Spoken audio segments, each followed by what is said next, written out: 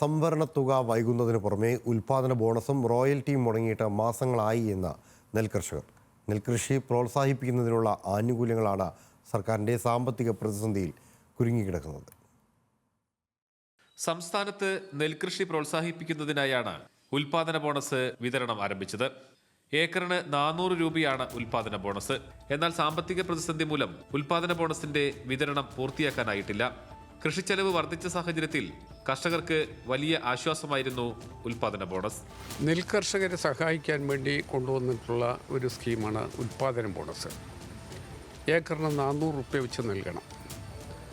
ആദ്യകാലങ്ങളിൽ കുറച്ചൊക്കെ ഇത് കിട്ടിയിരുന്നെങ്കിലും പിന്നീട് ഉൽപാദന ബോണസ് കർഷകർക്ക് കിട്ടാത്ത അവസ്ഥയിൽ എത്തിയിരിക്കുകയാണ്. ഇപ്പോൾ ഉൽപാദന ബോണസ് ഇല്ല, റോയൽറ്റി ഇല്ല, അതുപോലെ ഉഴവ് കൂലി ത്രിതല പഞ്ചായത്തുകളാണ് തരേണ്ടത്, അത് തരുന്നില്ല. നെല്ലിൻ്റെ വില യഥാസമയം കിട്ടുന്നില്ല.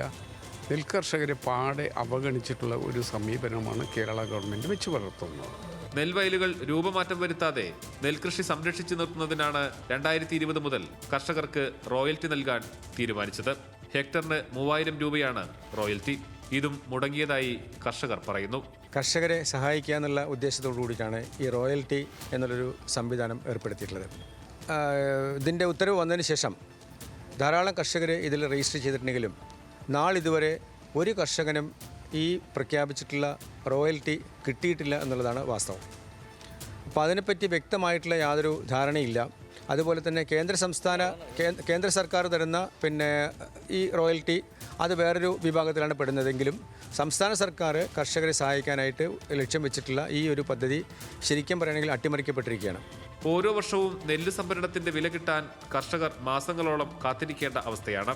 ഇതിനു പുറമെയാണ് മറ്റ് ആനുകൂല്യങ്ങളുടെ വിതരണവും വൈകുന്നത്. ന്യൂസ് മലയാളം, പാലക്കാട്.